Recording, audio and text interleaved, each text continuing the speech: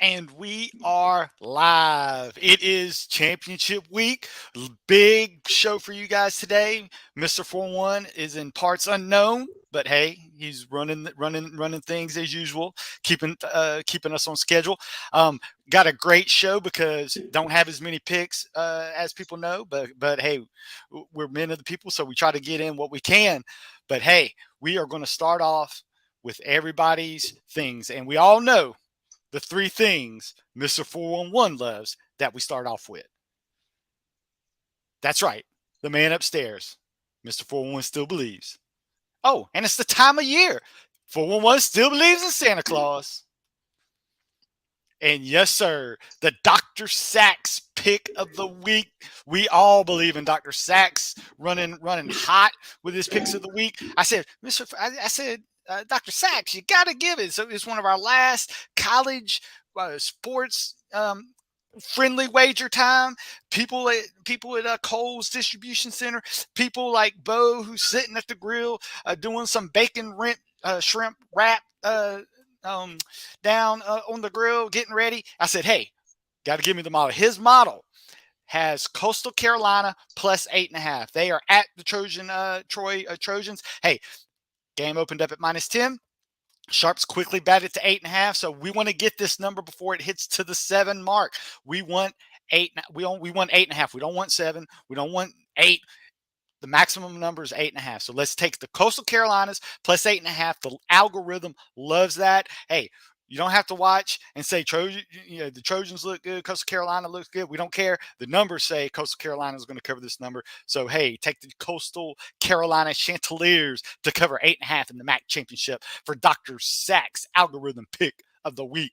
Now to the regular other championship games. I got a Friday night light special for you folks. Utah. It is a rematch of Utah and USC Friday, 8 o'clock, Allegiant Stadium, Las Vegas, Nevada. Hey, we have seen time and again Pac-12 teams flop when there's a lot at stake.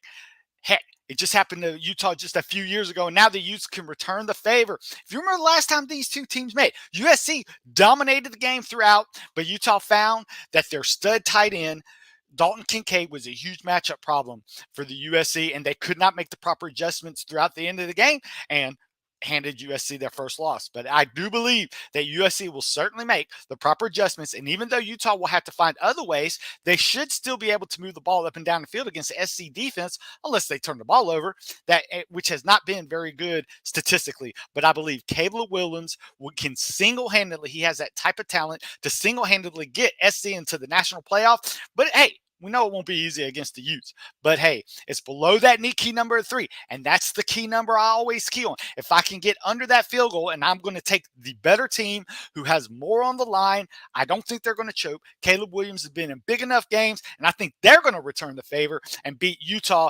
to revenge their early loss and vault them into the playoff. Take the Trojans -2.5. It's one of those tied games. Field goal at the end to win the game. Or it could be down where they're down by 2 points and then Caleb Williams lobs it in for a touchdown. But I really like it being under that 3 number. So take USC -3.5. Hey, we got another rematch. The Kansas State Wildcats versus the number 3 TCU Horned Frogs -2.5. Hey, Saturday, big noon, ABC, Arlington, Texas.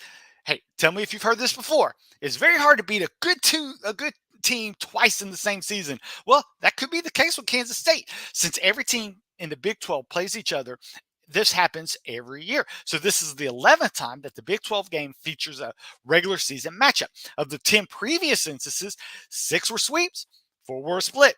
I remember very well when I thought TCU was a fraud in this first matchup, and I backed the Wildcats on a straight-up win, and hey, TCU got me bad, right? They proved that I was looking good early on. K-State was averaging over 10 yards a play in the first half.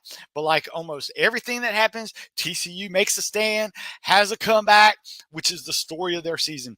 TCU looked like they were for real in their tune-up matchup with Iowa State. And since this game, again, under the number 3, I'm backing the better team with more to win. I'm backing the Horned Frogs. Another last-second field goal, hey, and it's under the 3. Another one of those tie games. And hey, TCU knows They don't care if it's tied. They don't care if they're down. They've covered against. They've only lost 2 games against the spread.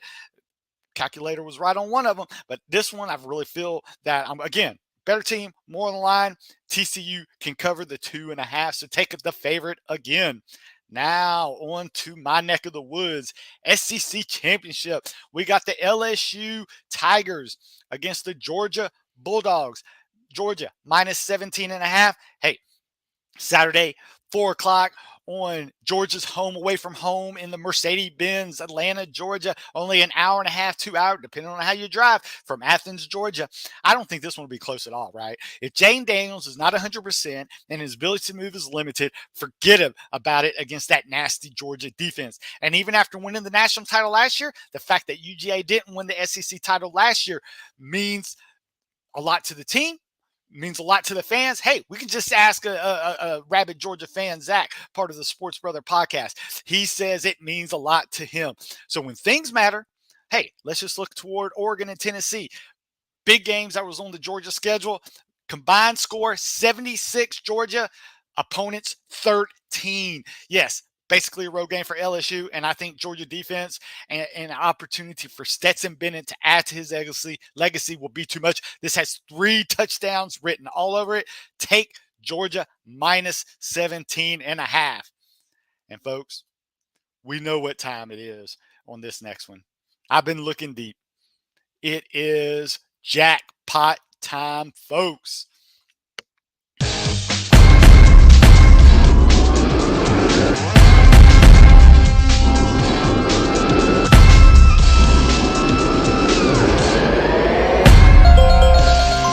Big win!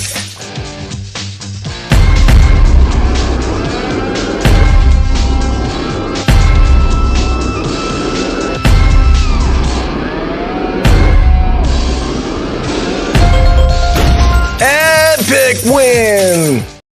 Yes, sir, folks. The Boise State Broncos versus the Fresno State Bulldogs. It will be 4 o'clock p.m. Albertson Stadium in Boise, Ohio on the blue turf. Hey, Boise State won the regular season matchup against the Bulldog team, but they were without their senior star stud quarterback, Jake Haener. Haener is back now, and no one can like the way the Broncos are playing heading into this game. Heck, they just squeaked by a Wyoming team and nearly lost to Utah State. And heck, on the other side, Fresno is hitting hot right now, as evidenced by their last weekend beatdown of that same Wyoming team, beat them 30-0. Hey, it comes down to this. Even if it's in Boise, Fresno will have the best player on the field, revenge on their mind, and oh yeah, we talk about the magic number 3. I'm not getting the 2.5. I'm getting the full field goal. So I'm going to take the better team with the better players, even at the home field advantage, because they win this game outright. But hey, even if they lose by 2.5, or if they lose by 2 or 1 points, I still get even if it's that late field goal at the end of the game, I get at least a push. But since I'm getting that full number of 3, time to take the road dog on this one. Let's take the Fresno State Bulldogs +3. And hey, we all know, last one, Big Ten Championship, Saturday, 8 p.m., Lucas Oil Stadium in Indianapolis, Indiana. That's a big number out there, folks. Minus 16.5, your Wolverines. But hey, this feels exactly like last year's title game, right? Wondering how Michigan will respond after a monster win over Ohio State. Knowing a playoff was already in their pocket, how would they go into the game? Well, the Wolverines end up dismantling Iowa and getting that playoff berth. But hey, this is the same scenario. How will Michigan respond after putting so much in the game last week? But more importantly, let's look at the opponent in this game. The Boilermakers can actually complete a forward pass more consistently than the offensively challenged Iowa Buckeyes as they were last year. I think Michigan will be running through the motions like many games this season. They'll just be kicking field goals. They do have the best kicker in the country, right? Might as well kick a field goal, but they'll move the ball. I just don't think they'll punch it in. And I think Purdue will manage enough offense to stay within the 2 touchdowns. So I like getting more than 2 touchdowns. And I'm getting 16.5. Yes, it did hit that 17 number, but again, I think the key number in this game is 14. So if I can get more than the 14, I'm getting 16.5. Take your Boilermakers, folks. And now for what everybody, we got to continue. We got to give people more. Since we didn't have as many picks, we're going to go to the NFL. And, I know it's a little late, but I know if all of you were, doing your homework, oh my gosh, yes. If you were like this guy last night, he couldn't find the Thursday night game. It was on Amazon. Folks, get your streaming service. Hey, you can get Amazon just to get your stuff delivered early. That's what I do. But hey, if you're going to give me that Thursday night football on top of it, I'm going to take it. So help this man out. Oh yes, this was your calculator's picks. Yes, I picked Buffalo. Hey, that's always a win. Take a win when we can. That was a pretty easy one actually. Cleveland. Deshaun Watson return. Hey, Deshaun Watson is not going to be the point of this game. Deshaun Watson is going to turn around and hand the ball off to Nick Chubb. And if Nick Chubb gets tired on his 30th carry, he's going to hand off to Kareem Hunt, the number one rushing offense against the number 32nd run defense. It is a matchup from heck. So yes, I don't think Cleveland scores anything through the air. It is going to be a ground to town, kind of like Tennessee was able to do with Derrick Henry when they had that rookie quarterback in there. They won't need to throw. They'll win on the ground. Baltimore, they're mad, they're upset, and they're playing Russell Wilson.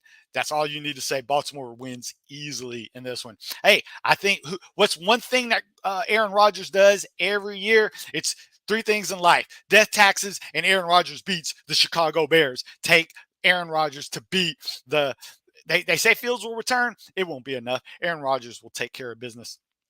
Yes. Why I think that Jacksonville is I might think Detroit's going to win, but that's within that key number. The calculator likes those four spreads, and I like to go if it's 75% or under. I'm going to go with the underdog. Jacksonville looked good against Baltimore. And I would have taken Detroit if it was a 50-50 split, but I'm going to fade the public in here. I'm going to take it because I like to win the weeks. I don't like to split. I like to win. And this is one where you can find an advantage. Take your Jaguars. Minnesota, another one. I think the Jets are the better team, but I think Minnesota has enough at home.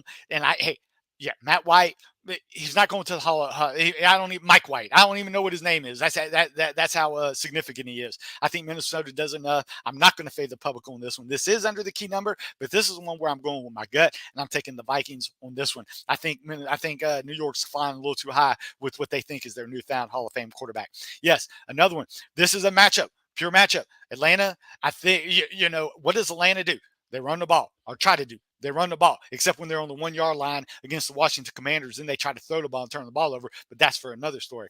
All right, Dr. Sachs, he was thankful for the Falcons for that. But hey, Atlanta likes to run the ball. Pittsburgh likes to stop the run. Pittsburgh is healthier, getting better. Their rookie quarterback is feeling it out. They will do enough to beat the Falcons. So take your Pittsburgh. And you're under the 50% number, so you are fading the public a little bit. But I like Pittsburgh just because I think they are a matchup problem for Atlanta. Philadelphia, hey, Mr. 411's dad's going to be giving us the thumbs up on the next podcast because I think the Eagles take care of business against the Tennessee Titans. Tennessee is one of those sneaky good teams, but Philadelphia is getting healthier on the defensive line. I think they'll be able to slow down Derrick Henry enough and be able to score enough to win. There he is. I was waiting for Mr.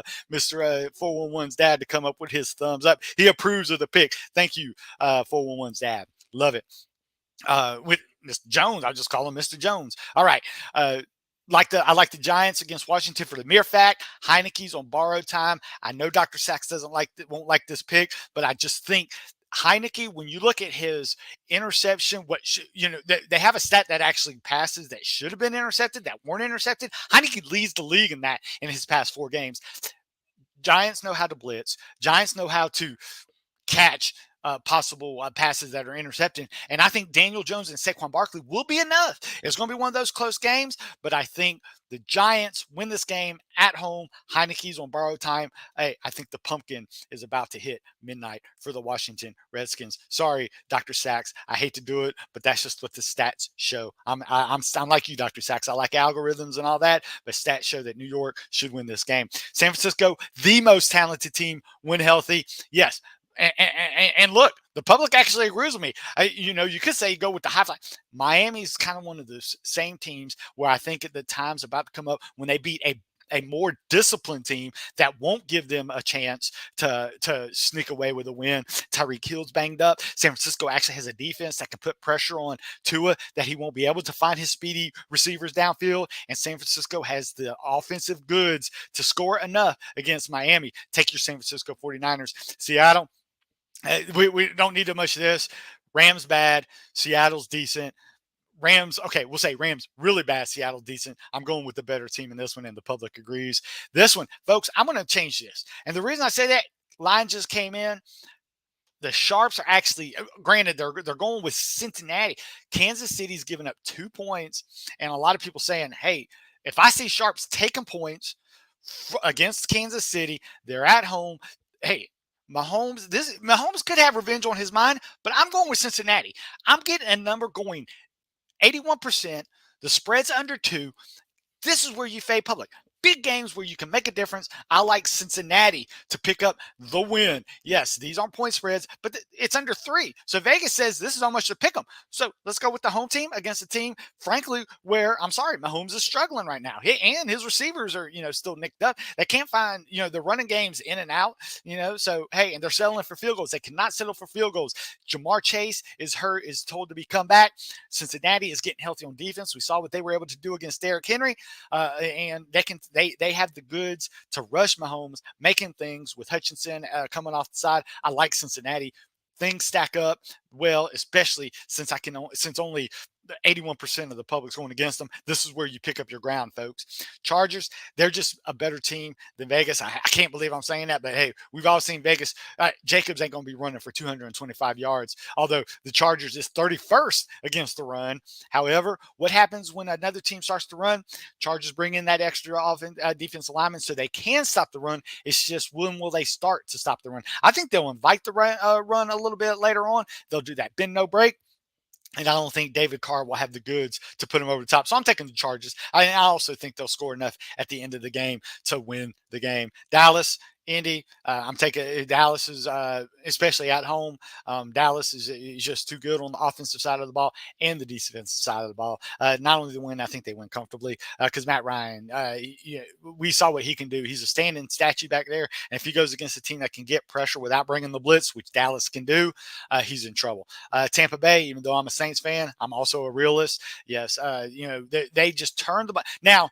I think it's going to be a close game because New Orleans always gives Tom Brady, trouble. But when I think it's about to win the game, the Saints constantly find ways to lose, find ways to turn the ball over. I wouldn't be surprised if New Orleans wins, but hey, I'm not going to take that chance. I got enough on my Cincinnati and my fade the public on the see the Jacksonville.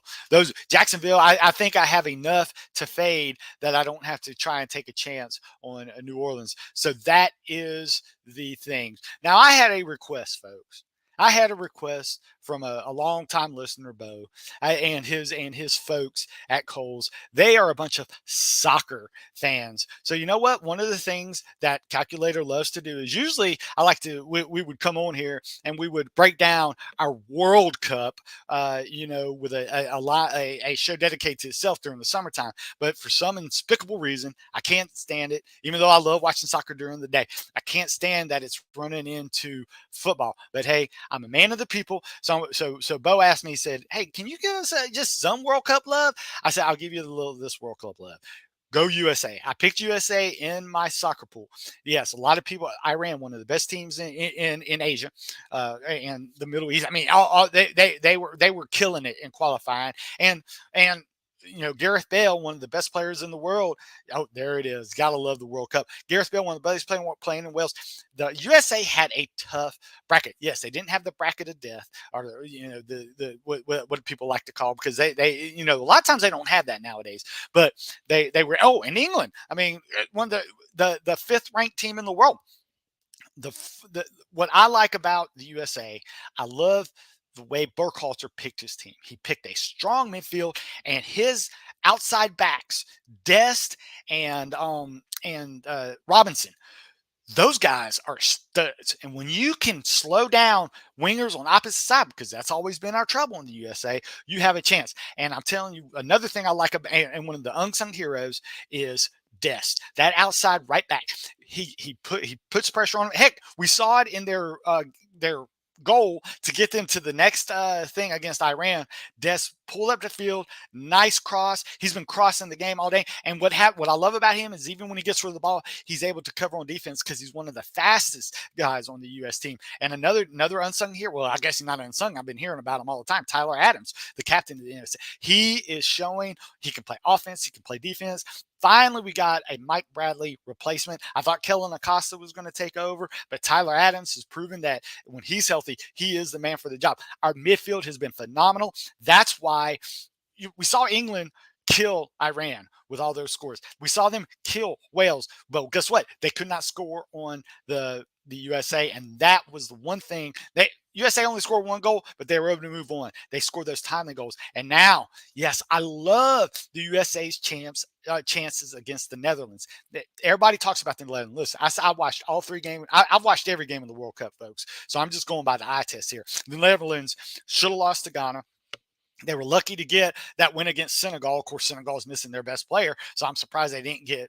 They were more authoritative in their win. So I really like the matchup because I think we can control the midfield against the Netherlands. I think if you get a positive chance to bet on the USA advancing to the next round, you take it. Yes, I don't think the USA is going to win their second round matchup because even if the USA beats the Netherlands, which I do believe, they will be matched up most likely against Argentina, and that is a matchup that the USA will be. There's 3 teams that are matchup nightmares for the USA. One would be Argentina, one would be Brazil, and one would be Spain. So those 3 teams, the only way they'd meet Spain would be in the finals, but they'd have to get through Argentina and then most likely Brazil. The other 2 matchup nightmares for the USA. But the USA matches up well because think about it.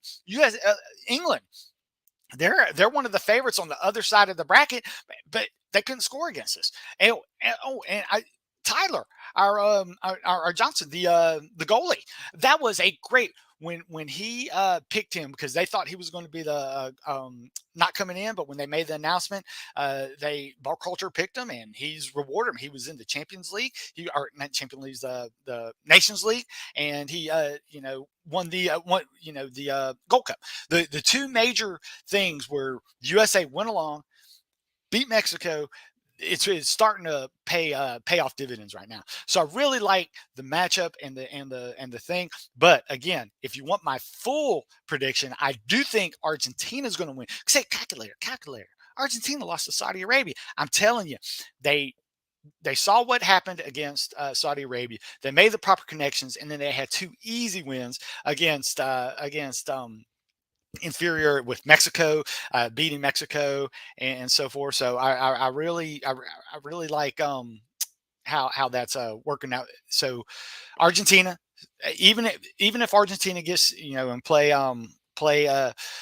USA, beat them, they will be matched up against Brazil. But if anybody watched the Copa America this past summer, they were able to beat Brazil 1-0, send Messi off. Brazil's kind of banged up right now. So even though they can beat all these other inferior teams, when they play another team that knows them, like Argentina, yes, Argentina is my pick to win the World Cup. I think they send Messi off with Messi. But one thing he has to do what he did after the Saudi Arabia, insert Alvarez into the starting lineup. He's a goal scoring machine, and he can do what Argentina needs to do. On the other side, a lot of people are talking about France. France is not good in the midfield. They have too many injuries. Pogba, their star midfielder, if people know, missing. So they're going to be, even though they won, it was a fairly easy group that they were in, and they won comfortably in all their games. But yes, they got the best player in the tournament, Mbappe. But guess what Mbappe does? He's a forward. Guess what he needs? He needs a midfielder to get them the ball. Well, guess what? Pogba's not in there. They've been trying to slide Griezmann, another one of their stud players, into the midfield. He don't feel as comfortable there, and that's going to hurt them in scoring, especially with their top goal scoring. One of the best goal scorers in the league, besides Mbappe, is also Benzema. Well, Benzema is out with an injury. He got injured in training, so the French just showed how deep they were.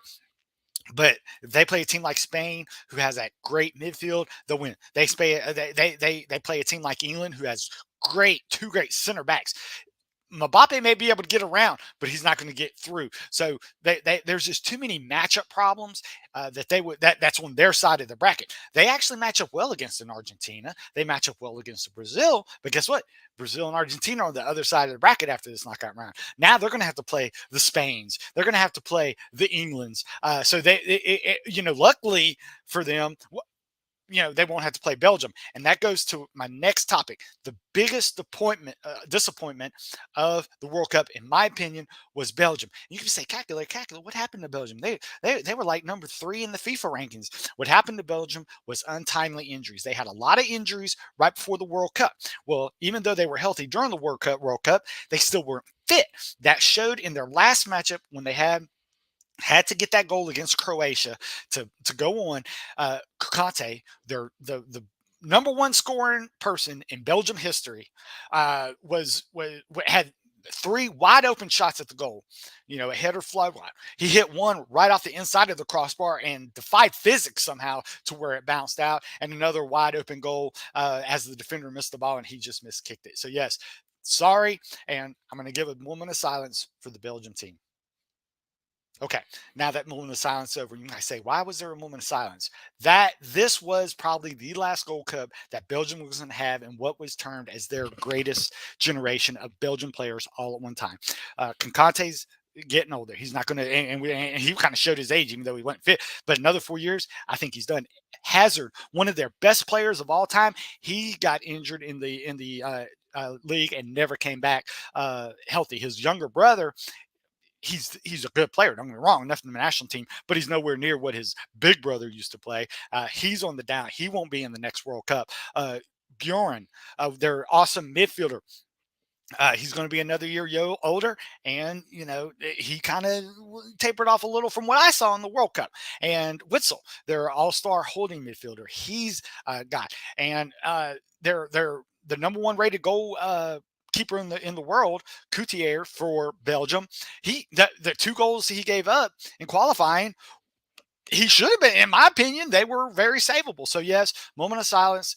Sorry, Belgium. This was your World Cup. I know you can blame the injuries and not being fit and not being because of that. Yes, but everybody has to deal with stuff like that. But that just goes to show you how good their golden generation was.